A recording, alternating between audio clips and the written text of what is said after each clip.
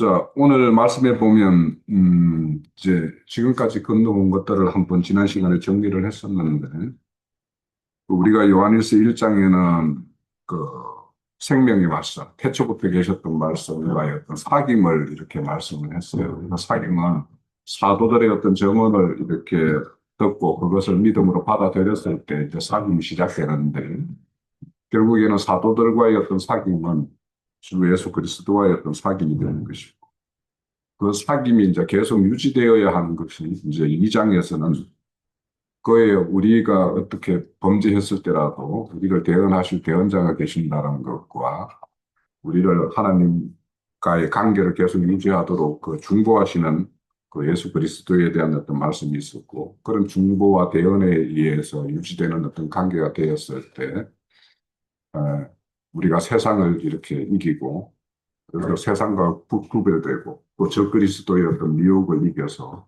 온전히 이렇게 하나님 안에 거하는 것, 계속 거하는 것에 대한 어떤 말씀이 있었어요.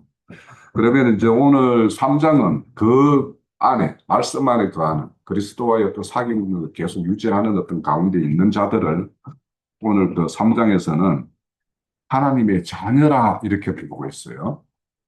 그래서 여기 보면 보라 아버지께서 어떠한 사랑을 우리에게 베풀어서 하나님의 자녀라 일컬음을 받게 하였는가라는 걸 말씀을 하는데, 우리가 그 하나님의 어떤 그런 전체적인 어떤 구속사를 단순히 우리가 죄의 문제로부터 해방받는 그것만이 아니라는 거예요. 그죠? 그거는 하나님의 구속의 어떤 첫 시작이 그런 것이고, 그래서 우리 알고 있는 구원파들이 말하는 제사함과 거듭남은 하나님의 구원의 시작점이에요. 그건 시작이에요. 그럼 거기에서 시작해서 그 구속을 받은 자들, 그들을 하나님의 자녀가 되게 하는 것. 그럼 또 자녀는 똑같은 자녀냐? 하나님의 어떤 유업을 받을 그런 아들로 이렇게 장수한 생명까지 자라게 하는 것이 하나님이 우리에게 베푼 사랑이에요. 그러니까 만약에 그냥 낳는 것이 다라면 그냥 제사함과 거듭남 거기에서 모든 것이 끝날 수 있겠죠. 그렇지만 그것이 아니라는 거예요. 그러니까 우리 세상에 보면 부모들 중에 무책임한 부모들이 있죠. 그냥 자식을 낳아놓고 그 자식들을 이렇게 양육하고 이렇게 뭔가 배움을 이렇게 대해서 온전한 어떤 장성한 자를 이렇게 세우는 그 과정까지 책임지지 않는 부모들이 있죠. 그런 것들이 있는가 하면 하나님은 그분은 그 낳음이 시작이고 그 낳은 자들을 온전한 장성한 분량에 이르기까지 하는 것까지가 하나님이 우리에게 주신 베푼 사랑이에요. 그래서 그런 어떤 우리가 그런 사랑을 받았다라는 거예요. 그러면 이런 사랑을 받아서 하나님 자녀라고 그런 자들은 어떻게 이 세상을 살아가는가, 살아가는 방식이 어떠한가, 그런 것이 이렇게 실질적으로 그 살아가는 모습이 나타나는 것이 어떠한가 하는 것들이 3장의 이야기예요. 그래서 우리가 하나님의 자녀라면 앞에서 계명을 지키는 자, 빛 가운데 행하는 자, 뭐 이런 것들이 그거는 다 기본적인 것이고, 이제는 하나님의 집의 어떤 가문에 속한 일원으로서 그 가문을 세우고 그 가문을 더욱 번성하게 하는 이런 것까지를 다 그러니까 하나님의 은혜 받아서 자녀로 이렇게 입적이 되었으면 그 은혜에 보답하는 것이 뭐냐 하면 장성한 생명의 분량에 이르러서 아버지의 기업을 받는 거예요. 그러니까 기업 받는 걸 보면 아무나 받는 거 아니잖아요. 집에도 만약에 여러 자녀들이 있으면 만약에 어떤 큰 기업을 이렇게 경영하는 사람 같으면 그 기업을 안전하게 더욱 발전시킬 그 자녀에게 그것을 이렇게 물려주지. 이 감당도 안 되는 그 자식들이 있다라면 그들에게는 줄 수가 없는 거죠. 그래서 그런 것과 매 마찬가지예요. 그런 것들에 대한 말씀이 이제 오늘 우리가 나눌 말씀인데, 그래서 우리 그 자료에 보면 요한은 하나님의 자녀된 일을 사람의 노력으로 이렇게 우리가 노력에 의해서 얻어진 게 아니죠. 우리가 난 것은 혈통과 육적으로 난 것이 아니고 사람의 뜻으로 난 것이 아니잖아요. 그죠?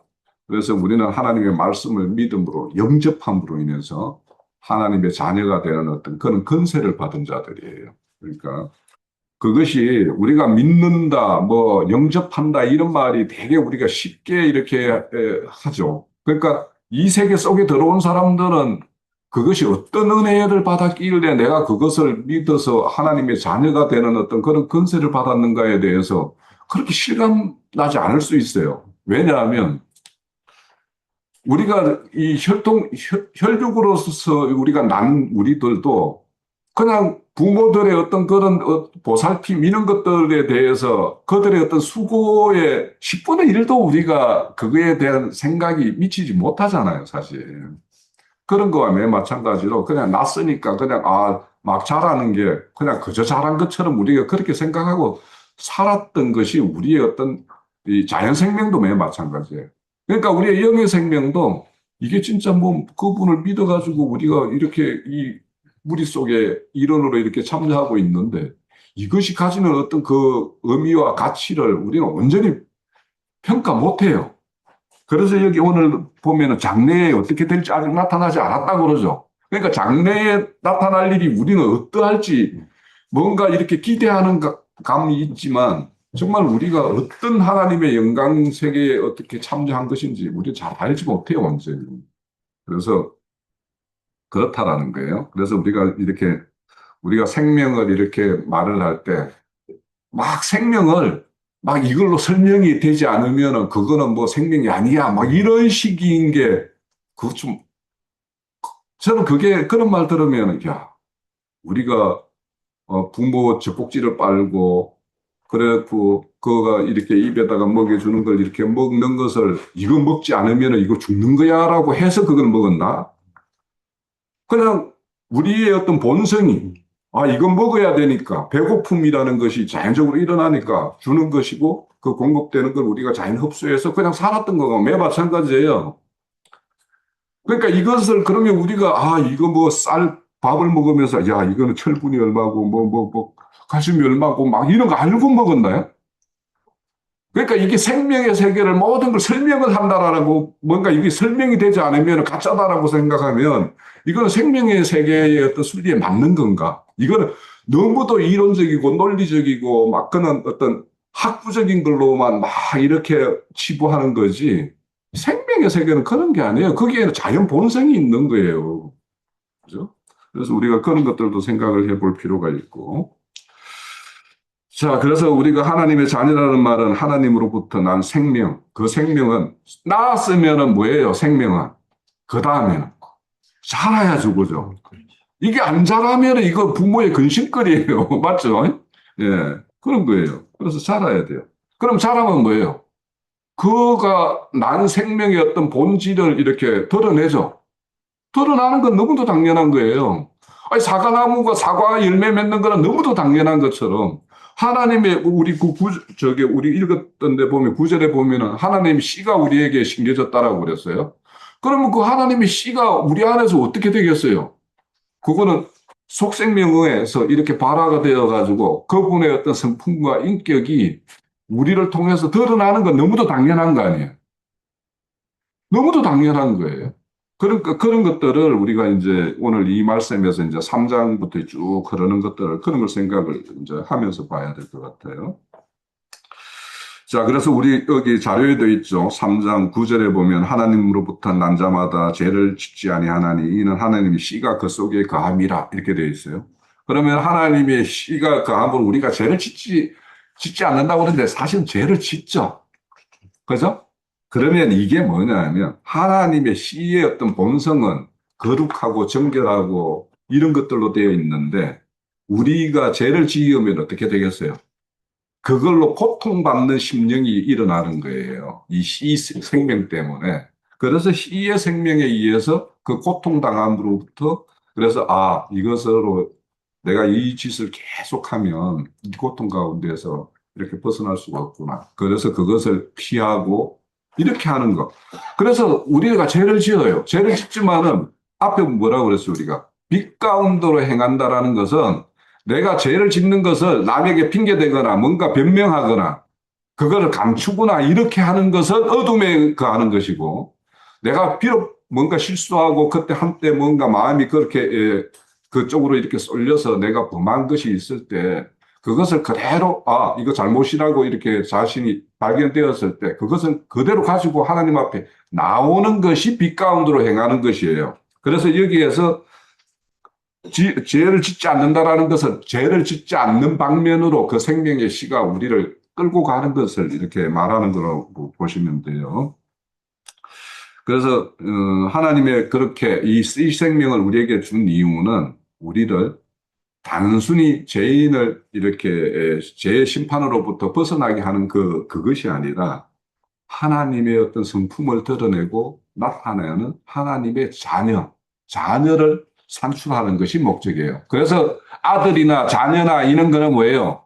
부모의 그것이 이렇게 나타나는 걸 자녀라고 해요. 그러니까 이거를 우리가 막 낳았다, 어떻다 이런 말을 성경에서는 그런 거. 그러니까 하나님의 고유한 생명의 성품이 드러나는 그 자체를 아들이라고 하고 자녀라고 한다라고 이렇게 이해를 가지시면 될 것 같고요. 자, 그래서 자신의 생명을 낳은 자녀를 낳으시고 그를 맏아들인 그리스도의 형상에까지 자라게 하는 것이 하나님의 목적이에요. 그래서 그런 어떤 하나님의 형상과 모양을 갖춤에 따라서 죄와 세상과 거짓과 이런 것과의 어떤 구별되는 어떤 그런 생을 살게 되고 그런 생이 결국에는 하나님의 어떤 유업을 받는 일에까지 이렇게 나아가는 것이 하나님의 어떤 이런 우주 창조 목적이고 그것을 운영하는 목적입니다. 그래서 구원은 하나님의 목적으로 이렇게 모두 이루는 것이도 끝이 아니라 그 목적 안으로 들어가는 그러니까 구원은 목적 안으로 들어가고 생명의 어떤 시작이 되는 것이 우리의 어떤 구속이라면 구원은 이렇게 생명의 자랑 그러니까 그리스도의 형상과 모양을 이렇게 덧입는 것, 이루는 것 이런 것들이 우리의 어떤 구원이라는 거예요. 자, 이런 어떤 하나님의 어떤 사람에 대한 어떤 그 원대한 어떤 계획들은 창세기 1장에서부터 이렇게 등장을 해요. 이 목적은 자, 창세기 1장 26절에 보면 하나님이 사람을 지을 때 우리의 형상에 따라 우리 모양대로 우리가 사람을 만들고 그러면 이게 첫사람 아담이 모든 하나님의 형상과 모양대로 만들어진 자예요, 아니에요? 첫사람 아담이 아니죠. 아닌 거예요. 네. 그러니까 첫사람 아담을 새 창조를 통해서 하나님의 형상을 온전히 이루어가는 것이 하나님의 이 우주 경영이고 구속사를 운영하는 거예요. 그러면 그들을 통해서 뭘 하고자 하는 거냐 하면 바다의 물고기가 하늘의 새와 가축과 온 땅을 다스리게 하는 거예요.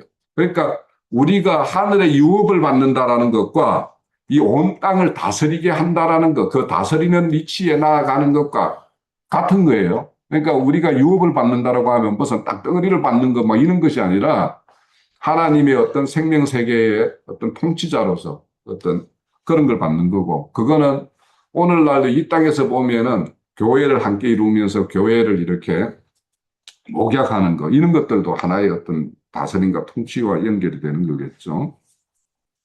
그래서 하나님의 형상과 모양, 그 생명의 어떤 분량을 채우는 것과 이 다스림은 비례하는 거예요.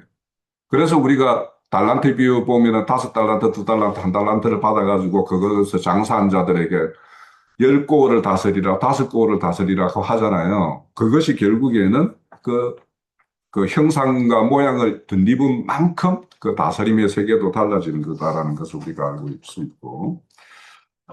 그런데 이제 첫사람 아담은 그렇게 하나님의 형상과 온전한 모양을 입은 자가 아니기 때문에 에덴 동산에서 하나님의 어떤 뜻대로 살아가지 못하고 자신의 어떤 생각을 이렇게 뱀에 의해서 이렇게 가지게 됨으로 인해 가지고 자신이 선과 악의 어떤 기준이 되는 그것을 지향하는 것이 그 첫사람의 아담이 실패한 어떤 결과물이에요.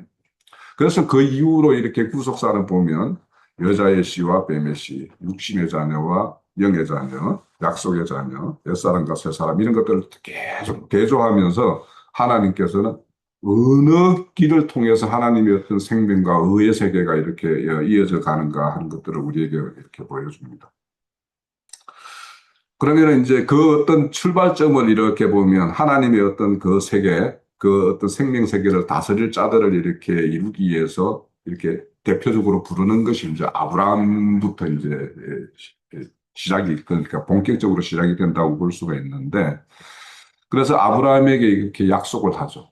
그죠? 그래서 아브라함에게는 내가 너에게 많은 후손을 줄 것인데, 바다, 바다의 모래와 그 티끌과 같은 그런 어떤 족속을 이룰 자들과 하늘의 별과 같은 후손을 이룰 것을 이렇게 두 가지로 이렇게 말씀을 해요.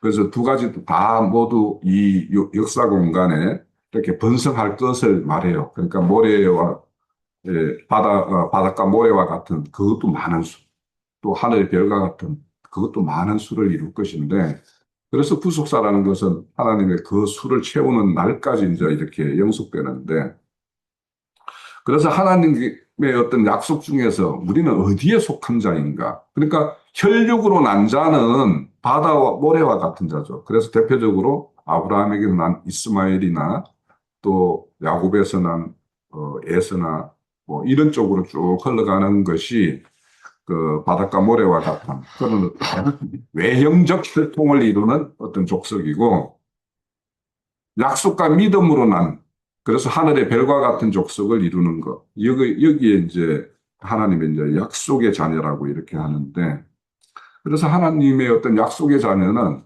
혈통적 이스라엘 민족 중에서도 그것을 믿음으로 받아들인 자들에게는 그 별과 같은 자가 되는 것이고, 또 오늘날 이방인 시대 때에는 이방인들도 그것을 믿음으로 영접하게 되면 그렇게 하늘의 별과 같은 묵별과 같이 셀 수 없는 그런 자들로 이렇게 나타나는 것이 이제 말씀하고 있어요.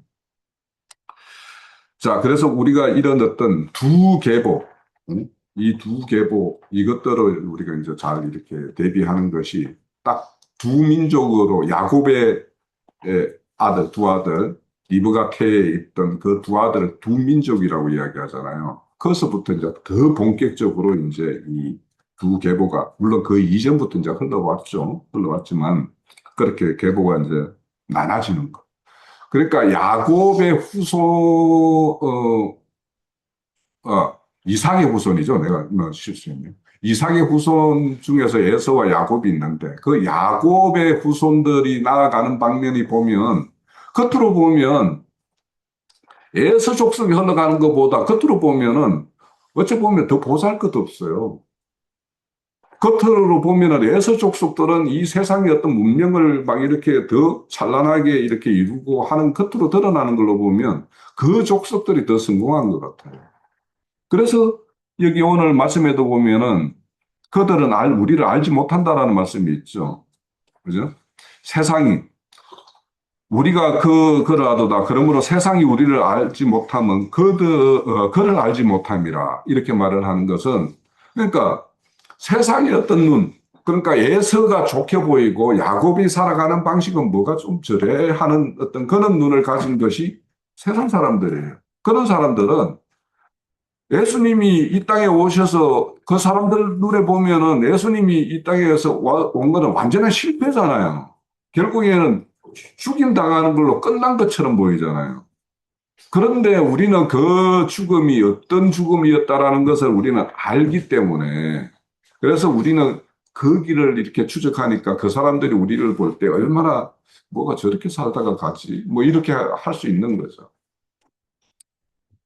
그래서 우리가 이런 부족속들, 그러니까 이런 것들에 대해서 우리가 충분히 알기 때문에 우리는 이제 그 길을 이렇게 가는데, 그런데 우리 스스로도 그 길을 가다 보면은, 야, 뭐, 때로는, 뭐, 힘 빠지기도 하고, 왜 우리가 이런 것이 뭐, 이렇게 살아가야 돼 하는 것이 하박국이죠, 하박국. 그죠? 이방의 민족들은 큰 제국을 이루고 그들에 의해서 이스라엘 민족들은 오히려 핍박을 당하는 이런 형국이 계속되는 걸 보고 어찌하여 하나님 저들은 번성하고 우리는 저들에게 이렇게 핍박받는 이런 형국으로 살아가야 됩니까? 하는 것이 하박국이에요. 그러면 그런 어떤 일들이 그 하박국의 심정이 우리가 일상에 살아가다 보면 그럴 때가 있죠. 저도 병원에 있으면서 그런 생각이 들어요. 어찌 내가 이 공간에서 많은 저 수많은 사람들 중에서 이 공간에서, 어? 뭐, 이런, 뭡니까? 배달된 음식 먹으면 퇴직그릇 들고 막 이렇게 갔다가, 거기 갖다 넣고 막 이런 것들 하면서, 아이고, 나 여기에 언제까지 내가 일해야 돼요? 막 이런 생각이 들거든요. 그러면 그런 거에 의해서 우리가 때로는 힘 빠질 때도 있지만, 그렇지만 우리는 또 뭐예요? 우리 말씀해 보면, 현재 당하는 고난은 장차 우리가 받을 영광과 좋게 비교할 수 없다 그러잖아요. 그러니까 지금 그 영광이 우리는 어떤 영광인지 몰라요. 사실 다. 그걸 안다라면 기절하고 다들 뭐 그냥 뭐 미친 것처럼 살아야지. 안 그러겠어요. 그러니까 우리가 그 예수님이 그 제자들과 올랐을 때 그 변화산의 모습이 어떠했는지는 난 모르겠어요. 그러니까 거기에 이제 언급되어 있는 내용이나 우리의 어떤 성경의 말씀, 그러니까 인간의 말로 그 하나님의 영광이라는 것을 온전히 표현할 수 있었겠는가라는 생각을 하면서 이제, 그러니까 우리는 그런 것들을 믿으니까 현재의 어떤 것도 아까 찬양에도 보면 우리 살아가는 가운데 이렇게 당하는 어떤 고난, 뭐 그런 가운데서도 평화, 평화, 평화 뭐 이렇게 찬양을 했었는데 그런 것이 참 위로가 되고 그 병원에 혼자 있으면서 사실은 요즘 같은 경우에 물론 모든 사람들이 막 핸드폰 막 있는 게 있으니까 그 무료한 시간들을 그거 하고 막 이렇게 보내기는 하지만 저 같은 경우는 거기 가서 오히려 막 성경을 더 봐요. 그냥 할 짓이 없으니까. 그거고. 그러다 보니까 저는 그 안에 가서 말씀 정리를 많이 좀 해놨는데 그런 것이 우리에게는 또 다른 세상 사람들이 알지 못하는 우리만의 어떤 그런 기쁨이 있죠. 그런 것이 이제 참 큰 위로가 됩니다. 자, 그 출애굽 할 때 보면 출애굽의 거기 내용에도 보면 4장 22절에 보면 이스라엘은 내 아들 장자다 이렇게 말을 해요. 그러니까 하나님은 이스라엘을 장자로 세우고 그들을 모든 민족들에게 복을 이렇게 전파하는 그런 제사장 나라로 세우기를 원했던 거죠. 그런데 거기에 합당치 못했기 때문에 응? 이스라엘 민족에서부터 혈통적 이스라엘에서 이방으로 이렇게 복음이 이렇게 넘어갔는데 실질적으로는 그것도 하나님의 어떤 작정의 어떤 구속의 경륜에 따라서 다 그렇게 전환이 된 것이 맞죠. 자, 그와 같이 우리는 이제 그 하나님의 어떤 그런 구속함에 의해서 우리에게는 장래에 받을 어떤 그런 유업을 바라보는 어떤 그런 것들이 있어요. 그래서 이스라엘 민족이 유월절 어린 양의 피에 의해서 이렇게 구속받고 홍해도 이렇게 건너서 강약길을 이렇게 행했지만 강약길을 행하는 동안 그들이 당하는 어떤 어, 고통 때문에 불평불만하다가 다 강약길에서 다 엎드려 죽었죠. 그런데 결국에는 두 사람, 여호수아와 갈렙 두 사람은 이제 가나안 땅에 들어갔어요. 그러니까 낫다고 해서 그러니까 죄 사함 받고 하나님의 어떤 자녀라고 이렇게 칭함을 받았다고 해서 약속의 땅에 다 들어가는 것도 아니에요.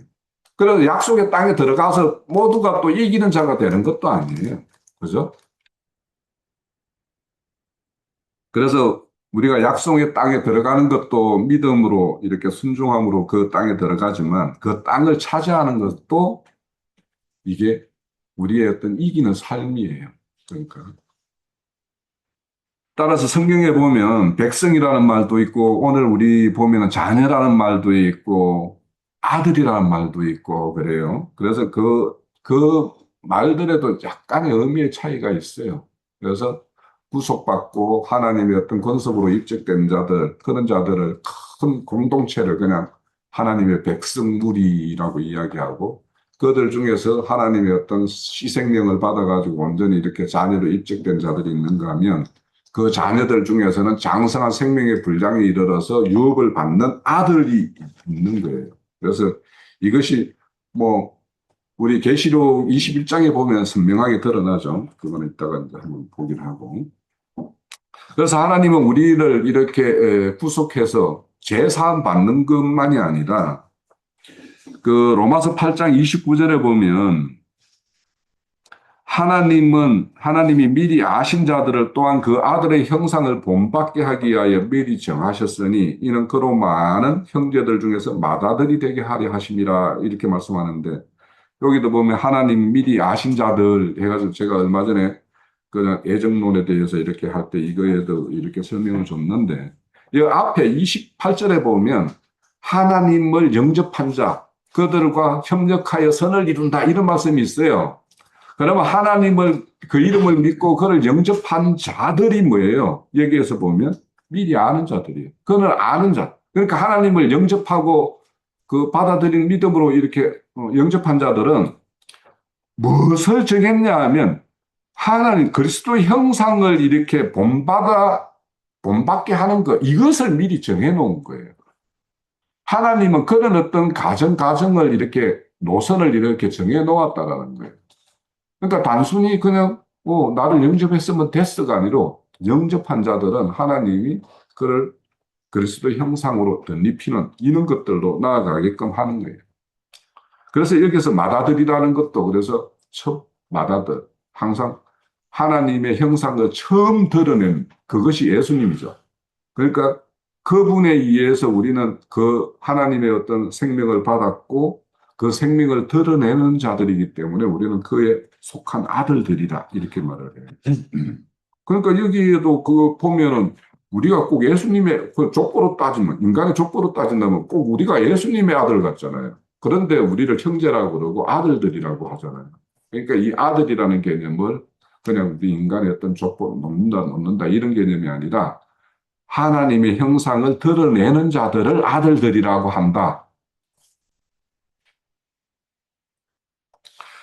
자, 그래서 하나님의 아들들을 이끌어 영광에 들어가게 하는 일, 그들의 구원의 창시자가 고난을 통하여 온전하게 하심이 합당하도다라고 하는 것은 뭐냐. 그래서 이거는 우리 한 알의 밀알이 땅에 떨어져 많은 열매를 내는 것이 우리 요한복음 12장이 말씀하고 있죠. 그러니까 그분은 맏아들로서 하나님의 형상을 드러내는 것이 이 땅에서의 어떤 육신의 몸을 입고서는 땅에 이렇게 떨어지는 걸로 끝을 냈어요. 그리고는 그걸로 인해서 많은 그 알곡을 산출하게 되죠. 그래서 그 아들들 속에 우리가 이제 다 들어가는 것인데, 그러면 그 아들들이라고 칭함을 받는 것은 단순하게 호칭이 아니라는 거예요. 그러니까 하나님의 어떤 형상과 그분의 어떤 인격과 성품을 드러내지 않으면 아들들이 아닌 거예요. 자, 사랑하는 자들아, 우리가 지금은 하나님의 자녀라고 말을 해요. 그러면 이것은 하고 장래에 어떻게 될지는 아직 나타나지 않았다라고 말하는데 우리는 장래에 나타나는 예수님은 봤죠. 예수님은 어떤 형상과 모양이라는 것을 봤어요. 그러면 그것이 세상이 평가하는 기준을 볼 때는 그런 삐깔나는 모습이 아니었죠. 그러면 우리 또한 이 땅에서 하나님의 어떤 형상과 모양이 드러나는 것이 세상 사람들이 볼 때 삐까뻔쩍한 모습은 안 나타나는 거예요. 그러니까 하나님의 자녀들은 그 그리스도의 형상이 드러날 때 예수님의 모습과 같이 그렇게 드러나는 것을 우리가 알 수가 있고 이 때문에 이제 요한 3장에서는 하나님의 자녀라고 말한 뒤 곧바로 죄와 가인과 아벨, 미움과 형제 사랑, 말과 혀로 하는 것이 아닌 행함과 진실함으로 이렇게 대조적인 것을 이렇게 드러내는데 그러니까 이 하나님의 자녀라는 것이 이렇게 하나님의 의와 하나님의 어떤 그런 행함과 진실함 이런 것들로 이렇게 나타나는 것이 하나님의 자녀라는 거예요. 자, 그리고 그 하나님의 생명을 받았다라는 그 어떤 사실 그 자체만으로 우리가 그 열매 맺는 것이 아니라 그 가지에 붙어 있어야 되죠. 그죠? 그래서 포도나무 비유라는 것이 참 우리에게 시사하는 바가 커요. 그래서 우리가 요한 요한일서 2장에서 하나님 안에 거하는 걸 계속 이렇게 말을 해요. 그러니까 이 거한다라는 것이 어떠한가를 한번 생각을 해보면 결국에는 말씀이 나를 주장하고 말씀이 나를 통치하고 그 말씀이 나를 어딘가로 하나님의 어떤 의의 세계, 하나님이 선하다고 하는 그런 세계로 이렇게 이끌려가고 있는가 없는가를 보면 내가 거하고 있는지 아니면 곁길로 가고 있는지 이거는 우리가 알 수가 있는 거예요. 그거는 본인만이 알 수 있어요. 그래서 거기에 거하게 되면 우리는 믿는 것과 아는 것이 하나가 되어서 장성한 불장에 이르는 충만한 데 이르게 되고 그 충만을 이르렀을 때 그것이 자녀를 거쳐서 아들의 명까지 이르러가지고 유업을 이렇게 받는 건데 그런데 오늘 이제 말씀해 보면 그리스도께서 나타나실 날을 말을 해요. 그러면 그리스도께서 나타나시는 날은 우리가 임재와 뭐 이렇게 우리가 흔히 말하는 재림이라는 거 이런 것과 그리스도가 나타나는 거는 구분해야 되죠. 자, 나타나는 날은 뭐예요? 다른 데 보면은 여호와의 날, 주의 날, 뭐 이렇게 말을 해요. 그러면 그때는 뭐냐? 뭔가 심판의 날이에요. 뭔가 결산의 날이에요. 그래서 결산의 날이라는 것은 결국에는 너가 하나님의 생명을 받았다라는 자녀로서 그와 함께 동행하면서 무엇을 이루었는가 하는 것에 대한 어떤 평가를 하는 것이에요. 그래서 우리 고린도후서 5장 10절에 보면 자녀들아 이제 그의 안에 아니죠. 우리가 다 반드시 그리스도 심판대 앞에 나타나게 되어 각각 선악간에 그 몸으로 행한 것에 따라서 받으리 함이라 이렇게 말해요. 그러면 우리가 그리스도 심판 때는 여기에는 믿는 자들이 서는 곳이죠. 그죠? 믿은 자들이 믿는 동안 어떤 걸로 어떤 집을 지었는가. 그래서 그것은 고린도전서 3장에 보면 너희의 공적에 대해서 불심판을 한다라는 말씀이 나오죠. 고린도전서 3장 11절에서 12절 사이에 있는데. 그러면 우리가 신앙생활을 한다면서 나무와 풀과 지푸라기 같은 걸로 세웠으면 불심판을 하면 다 사라져 없어지겠죠. 그렇지만 하나님 앞에 우리가 금과 은과 보석으로 한 것은 불심판을 당하여도 전혀 소실함이 없고 그게 온전한 형태를 이루어가죠. 그래서 우리가 뭘로 하나님의 집을 지었는가 하는 것에 대한 평가가 반드시 있다라는 거예요. 이 평가에 따라서 진부성에 들어갈 자, 그래서 첫째 부활에 참여할 자, 그래서 그들이 이기는 자로 평가받아서 아들의 어떤 유업을 받을 자, 이런 걸로 평가되는 것이 있는 걸 우리는 다 알고 있어요. 그러니까 아브라함에게 약속했던 바다 모래와 같은 후손과 하늘의 별과 같은 후손을 우리에게 보여줬고, 그러면 우리는 그런 약속의 자녀였던 계열에 참여해서 우리가 이 살아가는 동안 아버지 집을 뭘로 지을 것인가 하는 것들에 대해서 우리는 명확하게 알고 있어야 돼요. 그래서 집과 지푸라기와 이런 것들은 뭐냐면 인간의 생각에서 나는 뭔가 선한 거 이런 것들로 행하는 것들을 말하는 것일 거고 금과 은과 보석이라는 것은 하나님의 어떤 진실한 어떤 그런 진리의 어떤 말씀으로 세워지는 것. 또 거기에서 발현된 우리의 어떤 진실된 행함으로 이렇게 이루어지는 것. 이런 것들이 이제 다 금과 은과 보석이기 때문에. 그래서 우리가 계시록 21장에 가면 21장에 보면요. 3절에 보면 21장 3절에 보면 보라 하나님의 장막이 사람들과 함께 있으며 하나님이 그들과 함께 계시니라. 그들은 하나님의 백성이 되고 하나님이 친히 그들과 함께 계셔서 해요. 그러니까 백성의 어떤 무리가 있는가 하면 7절에 보면 21장 7절에 보면 이기는 자는 이것을 상속으로 받으리라. 나는 그의 하나님이 되고 그는 나의 아들이 되리라. 그러니까 상속을 받을 아들이 있죠. 네. 그래서 하나님의 임재와 통치 안에 있는 모든 공동체를 하나님의 백성이라고 한다면 그 백성들 중에 하나님의 어떤 이기는 생명으로 살았던 그 하나님의 공적을 건강과 보석으로 이렇게 세웠던 자들. 그래서 하나님의 어떤 진리된 말씀대로 살았고 그 말씀에 의해서 진실되게 행하면서 살았던 자들.